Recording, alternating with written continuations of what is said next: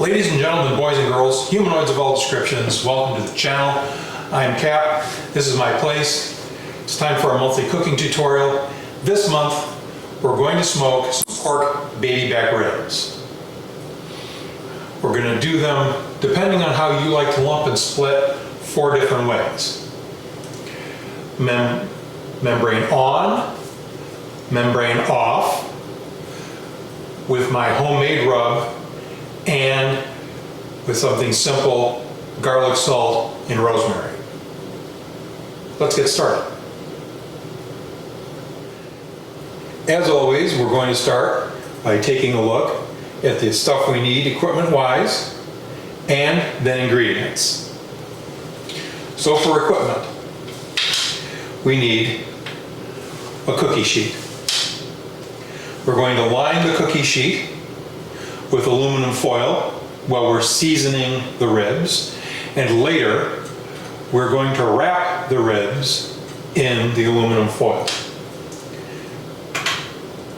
Because my smoker is small and you may be using one of the various eggs or kettle grills to do your smoking, a sharp knife, because an entire rack won't fit on one shelf.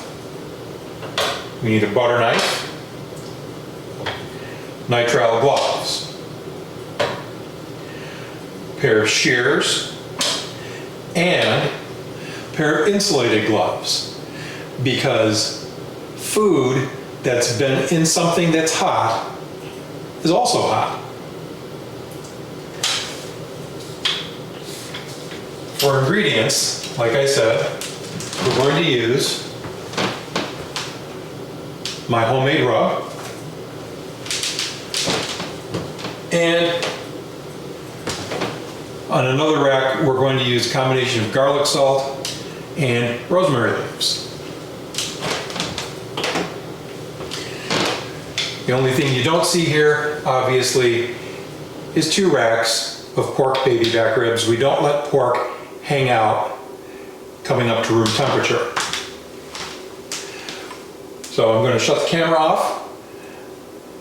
I'm going to get everything set up, and then I'm going to bring you guys back and show you how to prep the pork ribs prior to the cook. I'm then going to wrap everything on this tray in foil, and I'm going to put them in the refrigerator overnight. And we'll do the smoke tomorrow, and we'll talk a little bit about doing the smoke. We'll be right back. All right, so these are baby back pork ribs. They don't have any of the cartilage attached to them that you're going to see with St. Louis cut pork ribs. Now, one of the things we're going to do here is we're going to trim these. Anything like this that you see on the ribs is going to burn up in the smoker. And when that happens, it's just not going to taste good. We're not going to throw it away, but it's going to come off. And one of the things we're also going to cut off is on most pork ribs, racks of pork ribs anyhow, we turn this back over. One of the things you're going to find is that here at the small end, there's at least a shard of a rib. This one has got the entire rib, but it's very small, it's very thin, and again, it's going to burn up in the smoker. So we're going to get rid of it. We're going to put it aside.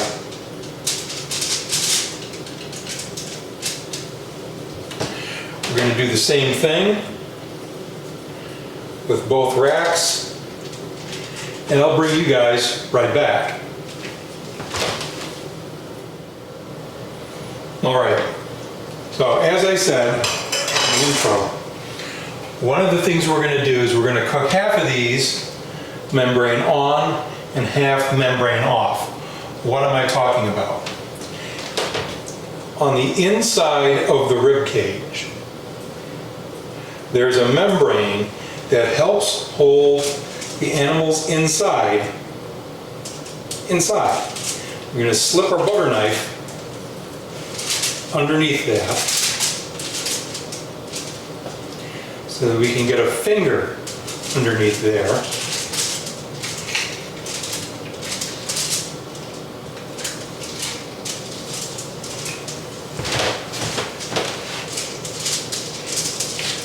And we're going to pull that membrane off. Now some of you are asking, Cap, is that necessary?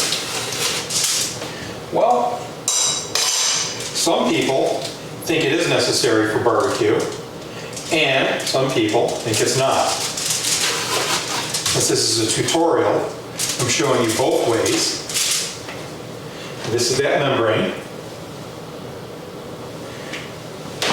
And you can give it a try both ways and make up your own mind. If you cook pork ribs on high direct heat on a grill, that membrane gets nice and crunchy. It has a nice snap to it.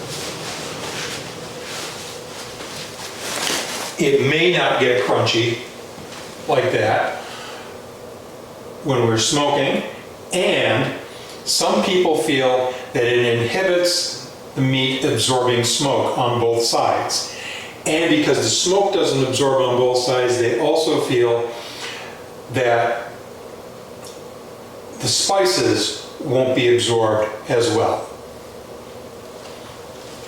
That brings us to our dry spices. There we go. So there are usually 12 ribs on a rack. 1, 2, 3, 4, 5, 6, 8, 9,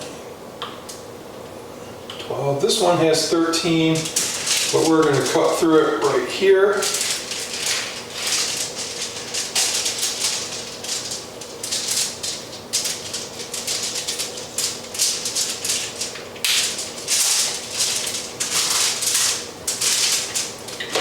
And we are going to, as I said, spice these two different ways. We're going to start placing the spices on the inside of the ribs, and then we're going to go to the outside. So we're going to fairly generously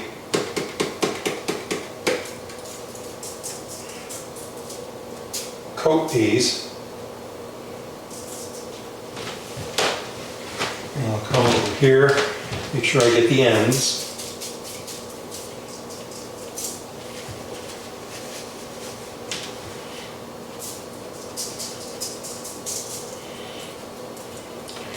You don't want to go insane with this. And after all, one of the things you're here for is the flavor of the meat. Turn these over.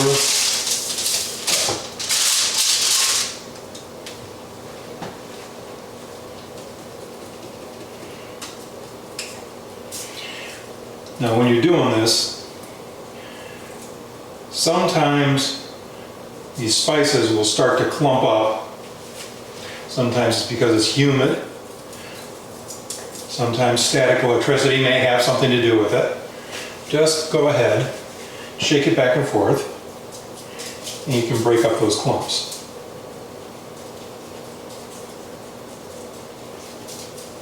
And when it looks right to you, then it's right. This isn't brain surgery.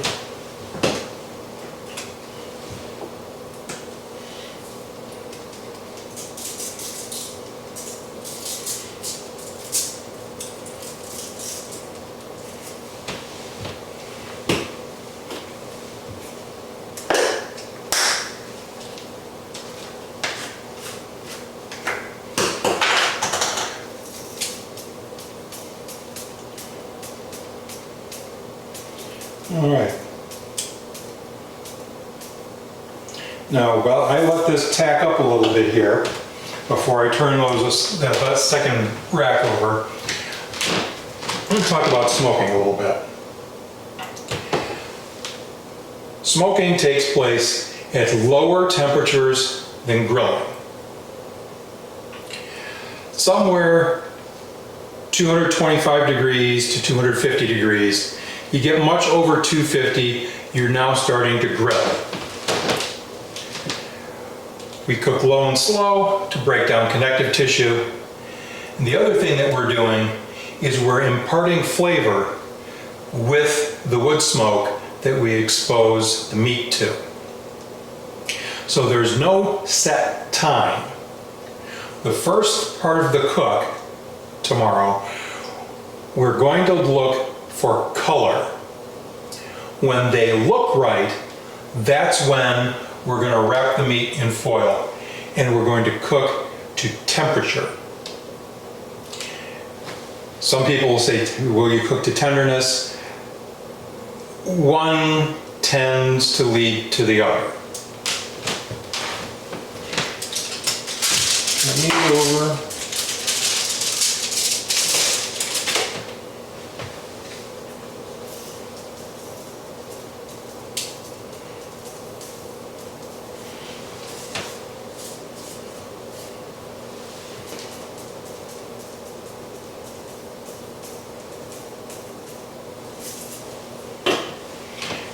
So now we've got our meat prepped. I'm going to cover this entire thing with foil, and it's going to go in the fridge for 24 hours. Once I've got this in the fridge, I'm going to turn you guys back on, and we're going to add another dimension to the smoking. I'm going to talk about wood chips and charcoal. We'll be right back. All right. So when we're smoking, one of the things we're doing is we're burning something. On your gas grill and on my little gas smoker, we need a way to impart smoke flavor from wood.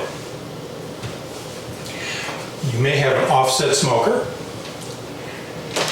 You may have an electric pellet smoker, and of course you may also be smoking by doing fire management on various green eggs and kettles.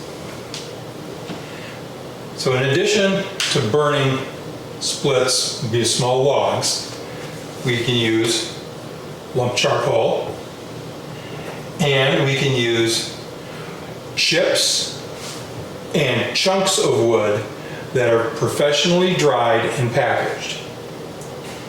So the kind of wood that you use can be paired with the kind of meat that you're smoking.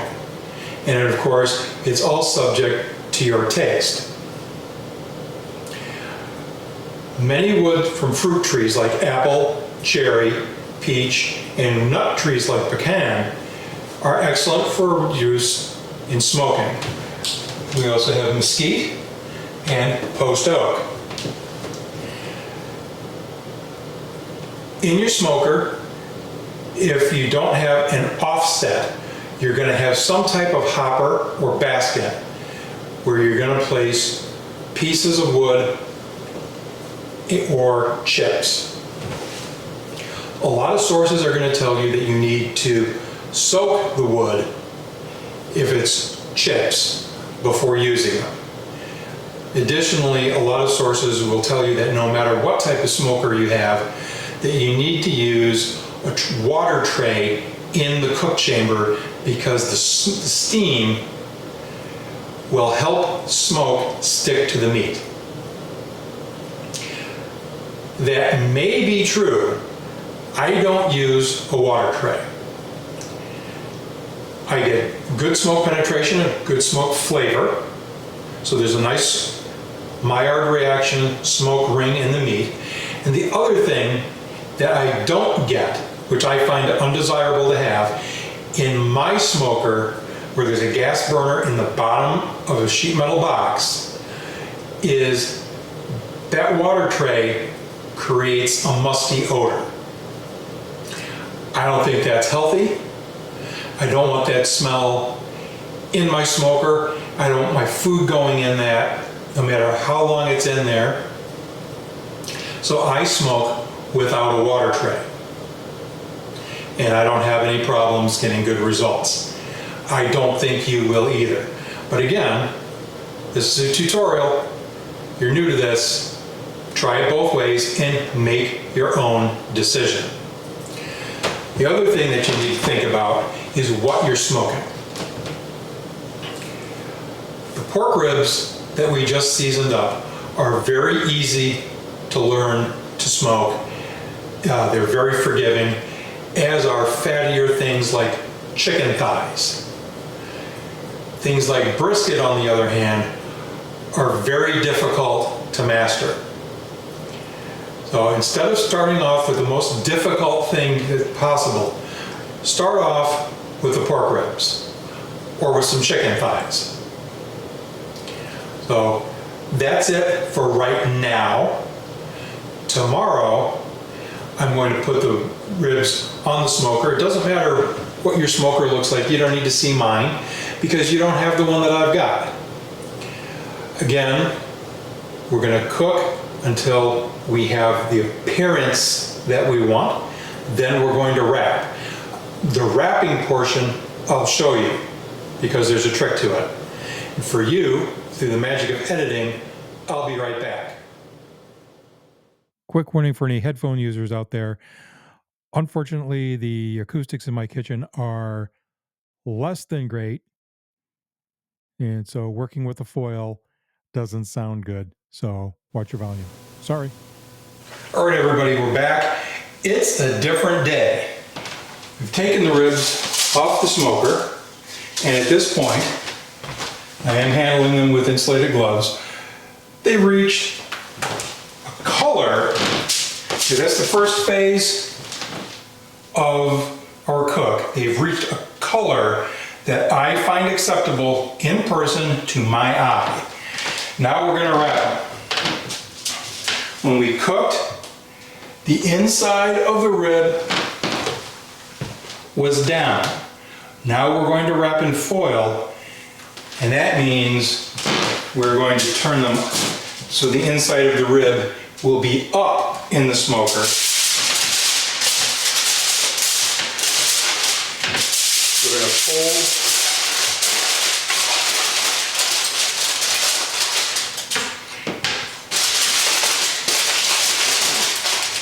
our foil. And now what we have is the meat will be self-basting. So again, meat side down, bones up.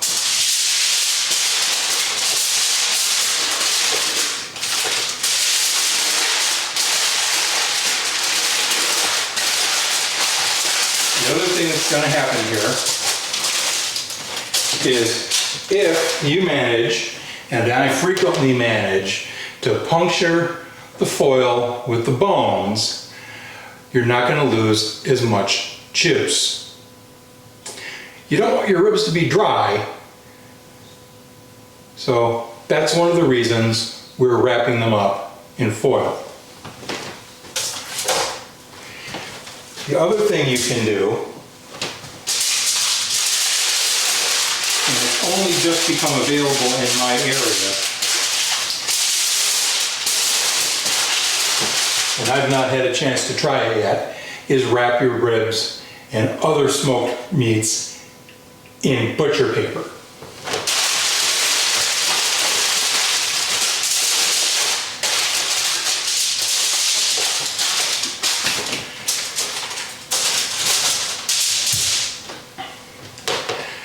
Eventually, I'll have the time to go and get a roll of butcher paper and give this a try.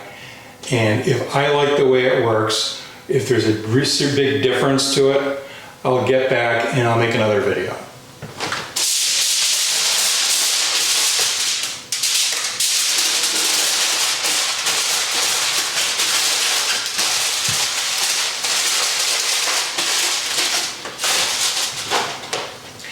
If you get to this stage and your ribs are looking dry, there are some barbecue snobs who may scream at this, but it's your food. It's perfectly acceptable to go ahead and add some sort of liquid fat, whether you have bacon fat that's been sitting in your refrigerator or you use some sort of good olive oil or something along those lines. If you think they look dry, go ahead and do it. The only thing that's going to hurt is the appearance of any bark that you've built up. My bark on my ribs, not that dark. Why is that? Well, I don't use a lot of black pepper like they do on the Texas style rub. I prefer different flavor profiles, and again, it's your food. There's no reason that you can't experiment. So when these are done, I'll bring you guys back. All right, I've pulled the ribs out of the smoker. We reached a safe temperature to consume the pork. In this case, we hit 160 degrees. I've let them sit here on the counter resting for 5 minutes. Now we're going to move this and open it up. We let our meat rest so that the juices will redistribute themselves in the muscle tissue as it kind of relaxes when it comes off the heat.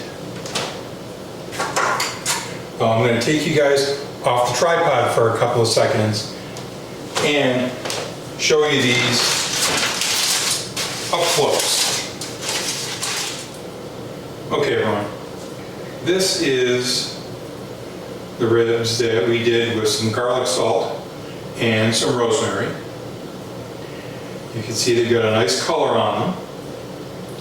And over here, we have the ribs that we did with my homemade rub. Now I'm going to shut you guys off for a second. I'm going to cut these open so you can see the smoke ring.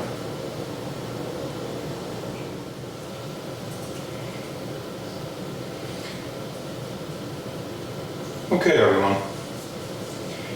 Here we see the meat that's been cooked all the way through. And as we look, you see this pink tinge here. It's not raw or undercooked. Obviously, if the inside is cooked all the way, the outside is too. This is a chemical reaction that takes place in the meat where the chemicals in the smoke are drawn into the meat, and it creates a nice coloring to the meat, and it gives us the flavor from the smoke.